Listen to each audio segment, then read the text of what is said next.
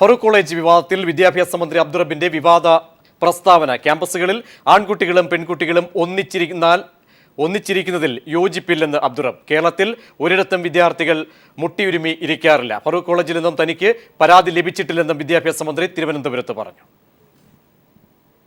ഒന്നിച്ച് ഒരേ അടുത്തടുത്തിരിക്കുന്നതിനോട് separate ചെയേഴ്സിലാണെങ്കിലും okay, അതല്ലാതെ ഒന്നിച്ചിരിക്കുന്നതിനോട് എനിക്ക് വ്യക്തിപരമായി യോജിപ്പില്ല.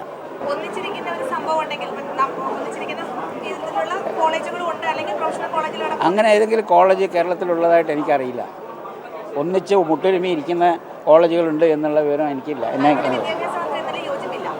എനിക്ക് യോജിപ്പില്ല, വ്യക്തിപരമായിട്ട് യോജിപ്പില്ല. അബ്ദുറബിന്റെ വാക്കുകളാണ് കേട്ടത്.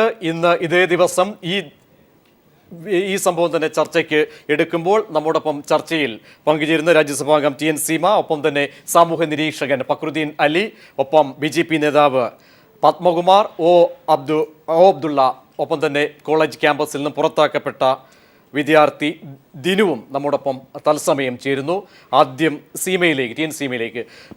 ഒരുപക്ഷെ അബ്ദുറബിൻ്റെ മറുപടി ഇന്ന് പുതുതായി വന്ന ഒരു സാഹചര്യം, പക്ഷേ അതിന്ന് ഏറ്റവും ഒടുവിലായി വന്ന ഒരു ഉദാഹരണം അതിൻ്റെ ആധാരമായി ചർച്ചയ്ക്ക് എടുക്കുന്ന ഒരു സാഹചര്യമുണ്ടായി. പക്ഷേ ഫറൂഖ് കോളേജ് പോലെയുള്ള ഒരുപക്ഷെ വളരെ ഔന്നത്യത്തോടുകൂടി നമ്മൾ കാണുന്ന ഒരു ക്യാമ്പസിലാണ് ഇതൊക്കെ സംഭവിക്കുന്നത്. ആശ്ചര്യത്തോട് തന്നെ നോക്കി കാണേണ്ടി വരും. ഒരുപക്ഷെ സ്ത്രീ സമൂഹത്തെ പ്രതിദാനം ചെയ്യുന്ന ഒരു വ്യക്തി എന്ന നിലയിൽ ഇന്നത്തെ സംഭവവികാസങ്ങളെയും അബ്ദുറബിൻ്റെ ഏറ്റവും ഒടുവിലായി വന്ന മറുപടിയും ചേർത്ത് വായിക്കുമ്പോൾ ഫറൂഖ് കോളേജിലെ വിഷയം ഒറ്റപ്പെട്ട വിഷയമാണെന്ന് എനിക്ക് തോന്നുന്നില്ല. കാരണം ഫറൂഖ് കോളേജിൽ തന്നെ ഇത് കുറേ കാലമായിട്ട് തുടങ്ങിയിട്ടുള്ളൊരു പ്രശ്നമാണ്. അത് ഈ ഒരുമിച്ചിരിക്കൽ മാത്രമല്ല, അവിടെ പെൺകുട്ടികൾക്ക് ക്യാൻറ്റീനിൽ തന്നെ വേറൊരു സ്ഥലമാണ് കൊടുക്കുന്നത്. ഈ ആൺകുട്ടികളും പെൺകുട്ടികളും തമ്മിൽ ഇരിക്കുന്നതിൻ്റെ ഇടയിലൊരു മറയുണ്ട്. അതുപോലെ തന്നെ ക്ലാസ്സിന് പുറത്ത് ആൺകുട്ടികൾക്ക് ഇരിക്കാൻ സൗകര്യമുണ്ട്, പക്ഷെ അവിടെ പെൺകുട്ടികൾ ഇരിക്കാൻ പാടില്ല.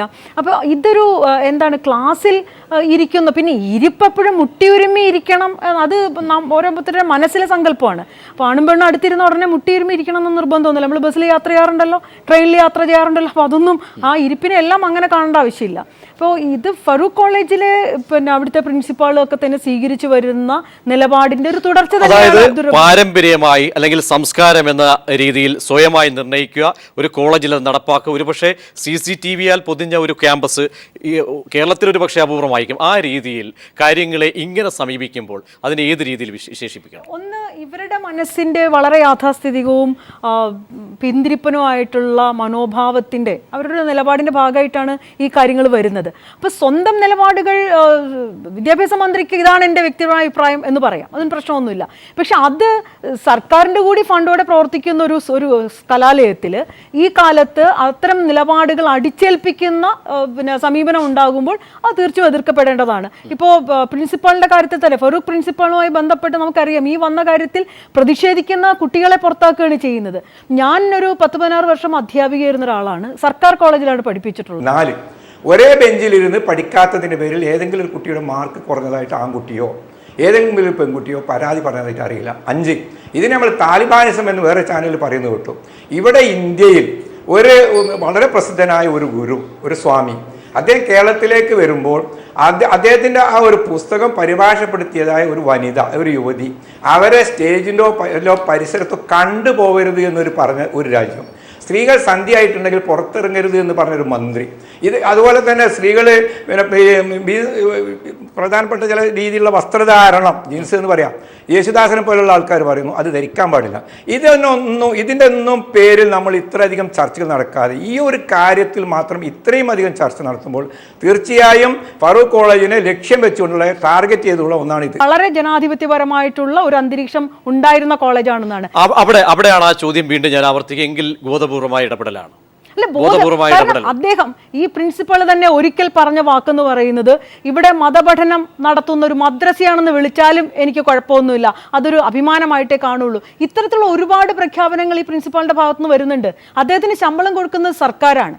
അതൊരു മതകേന്ദ്രമൊന്നുമല്ല. ഫറൂഖ് കോളേജ് എന്ന് പറയുന്ന ഒരു എയ്ഡഡ് കോളേജാണ്. യെസ്, എന്തായാലും സീമ കൂടുതൽ യാഥാർത്ഥ്യങ്ങൾ മനസ്സിലാക്കാൻ എന്തായാലും ദിനുവിലേക്ക് ഞാൻ ഒരിക്കൽ ഒന്ന് പോവുകയാണ്. കാരണം ദിനു അവിടെ നിന്നും ഇതിനെതിരെ ശബ്ദിച്ചതിന് പുറത്താക്കപ്പെട്ട വിദ്യാർത്ഥിയാണ്. ദിനു, എന്താണ് യാഥാർത്ഥ്യങ്ങൾ? ശ്രീ ഒ അബ്ദുള്ള പറയുന്നത് പോലെ അവിടെ ഒന്നും തന്നെ കലാപരിപാടികൾക്കൊന്നും നിയന്ത്രണമില്ല. ഒട്ടേറെ കാര്യങ്ങൾ മാധ്യമങ്ങൾ മെനഞ്ഞ് താലിബാനിസം എന്ന തരത്തിലേക്കൊക്കെ തന്നെ വിശേഷിപ്പിക്കുന്നത് മാധ്യമപ്രവർത്തകരാണ്, മാധ്യമങ്ങളാണ്. എന്താണ് യാഥാർത്ഥ്യം?